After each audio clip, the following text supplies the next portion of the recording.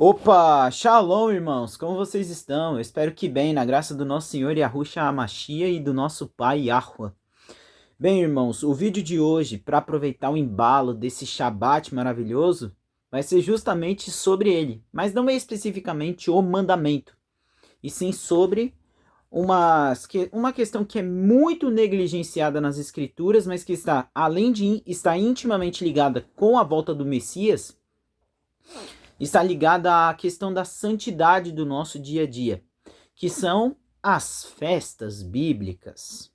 O que as festas bíblicas nos ensinam e o que a teologia tradicional faz com que você ignore e comece a aceitar práticas que o Criador condena completamente, e mesmo assim são ditas que passam por um processo de cristianização por causa da intenção do coração.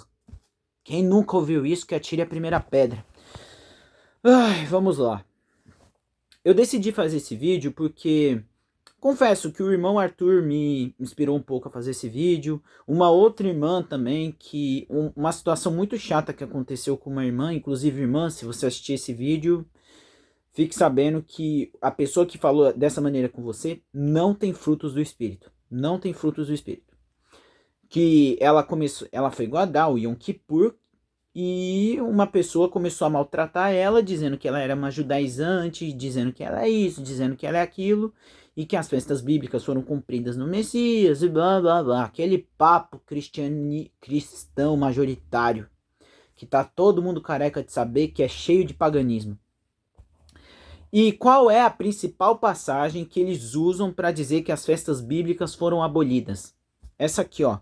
Colossenses 16, 17, que eu vou ler para vocês. Eu vou fazer uma análise completa do capítulo da carta inteira de Colossenses, só que mais por futuro.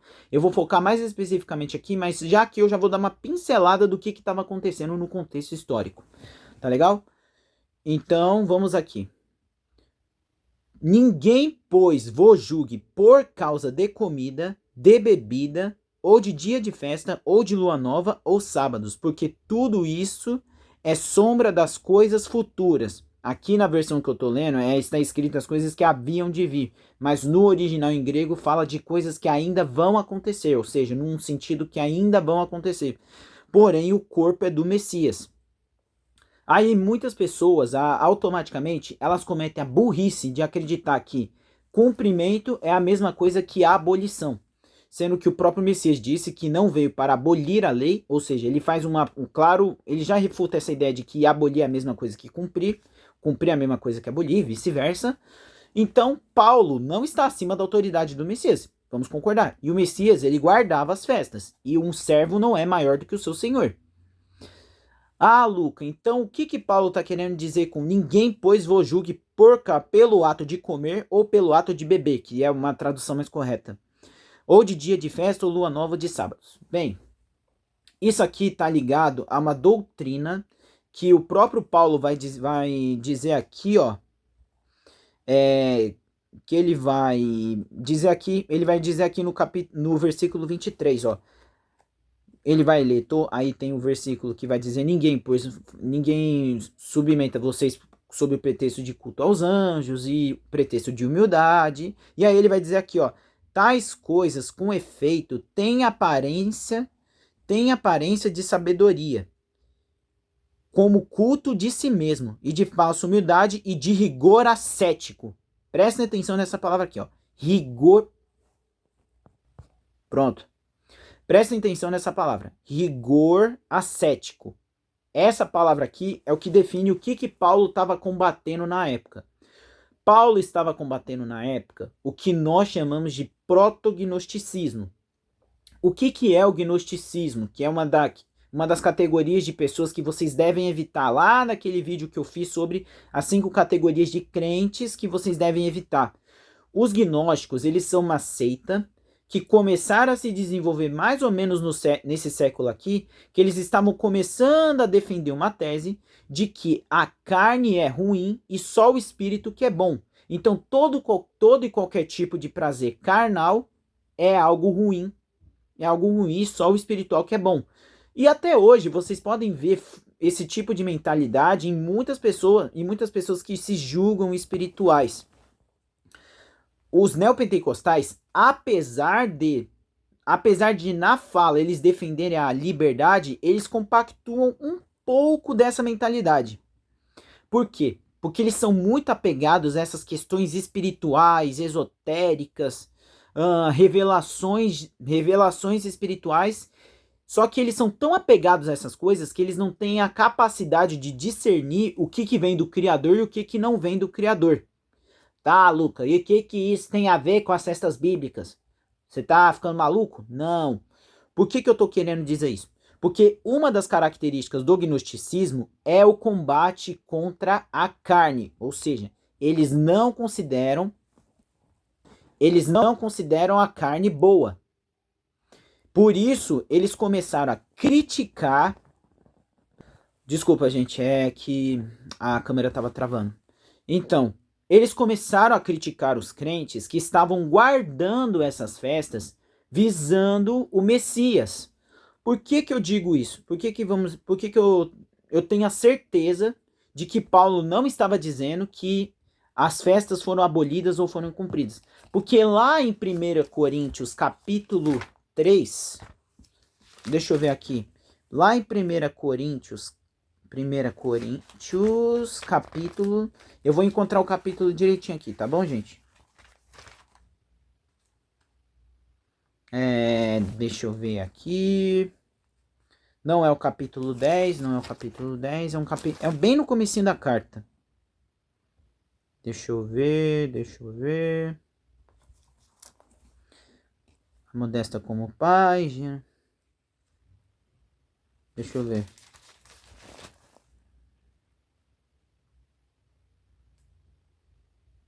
Aqui é no capítulo 5.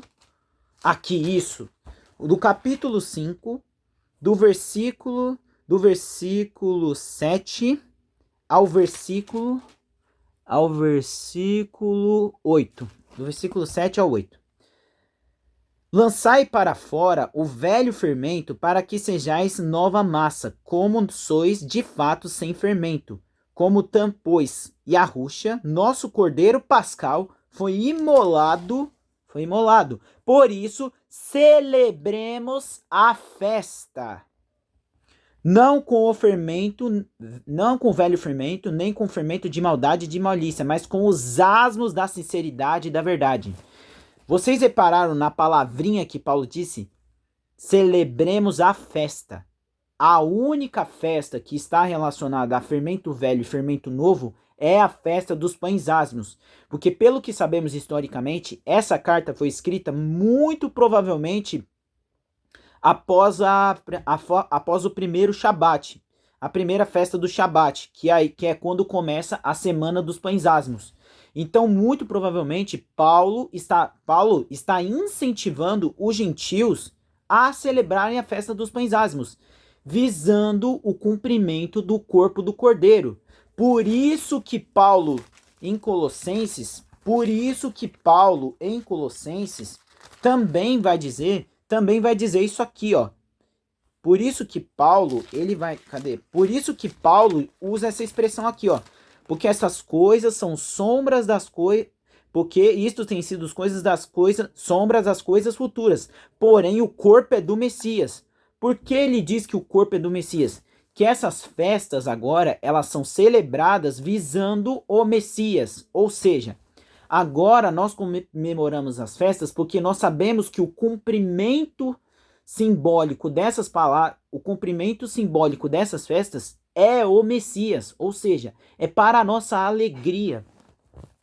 E faz total sentido os gnósticos também criticarem a questão dos prazeres carnais, porque basicamente, nossa gente, olha como guardar as festas bíblicas é um jugo. Nossa, vai acabar com o seu dia. Nossa, eu não aguento, é tão difícil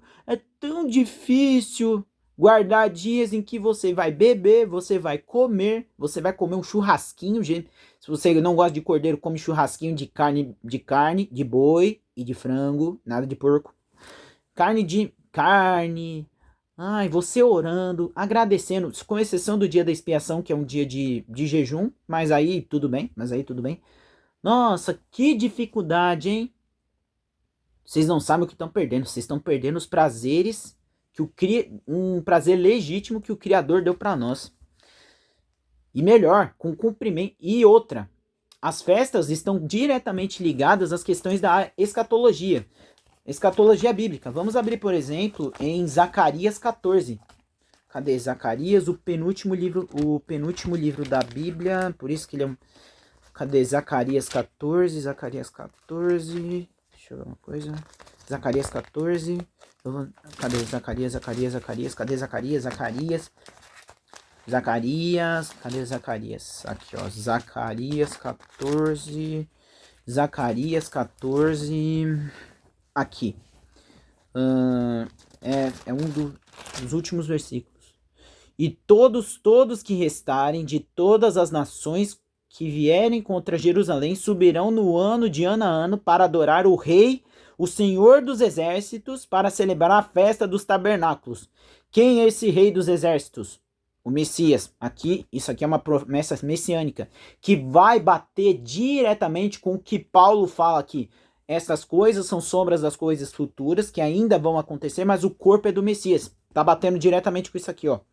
Se alguma das famílias da terra não subir a Jerusalém, adorar o Rei, o Senhor dos Exércitos, e não virá sobre ela chuva, e se a família dos egípcios não subir, nem vier, não cairá sobre a chuva, virá praga com o Senhor, que o Senhor ferirá as nações que não subirem para celebrar a festa dos tabernáculos, dos egípcios, e dos castigos das nações que não subirem para guardar o dia a festa dos tabernáculos. Ou seja, as festas bíblicas estão intimamente ligadas à questão da escatologia e do cumprimento profético, do cumprimento profético. Então, gente, não desprezem as solenidades do Criador. É claro que não adianta nada guardar as festas se você tem uma vida totalmente antibíblica. O próprio Criador vai criticar isso lá no livro de Isaías, mais especificamente no capítulo 1. No entanto, se você se diz crente e despreza as solenidades do Criador, pense um pouquinho nas suas atitudes, repense um pouco. Se você não está chamando o santo de profano, ainda mais se você defende, porque eu acho uma bela de uma hipocrisia. Tudo bem, não quer guardar as festas? Tudo bem, direito seu. Mas você diz que o Natal é uma forma legítima. Você está literalmente pegando uma festa pagã e transformando em pura? Fazendo exatamente aquilo que o Criador diz que vai condenar quem faz isso? Transformar o santo no profano? Ou falar que o santo é profano? Atribuindo uma data totalmente paganizada ao nascimento do nosso Salvador? Ou vocês sabem o que o Natal comemorava? Pesquisem. A Saturnália. Que ela não era só uma festa que deu origem ao Natal, não.